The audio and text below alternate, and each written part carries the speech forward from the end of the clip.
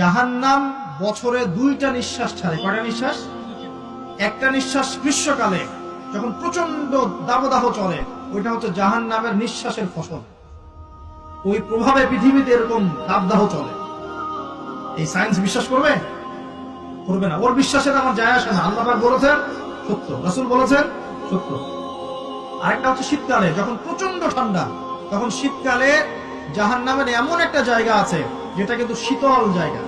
জাহান্নামের পুরো জায়গাটাই কিন্তু আগুন নয়, এমনও জায়গা আছে যেটা কি খুব শীতল। ওই শীতল অংশ শ্বাস ছাড়লে এই যে পৃথিবীতে এই শীতের একটা প্রভাব চলে আসে, প্রচন্ড ঠান্ডা শৈত্যপ্রবাহ চলে আসে। এটা হয়তো অনেকে বিশ্বাস করবে না, মনে করবে যে ধর্মান্ধ কথাবার্তা। হাদিসে আছে নবী সাল্লাল্লাহু আলাইহি ওয়াসাল্লাম বলেছেন, কে সত্যবাদী?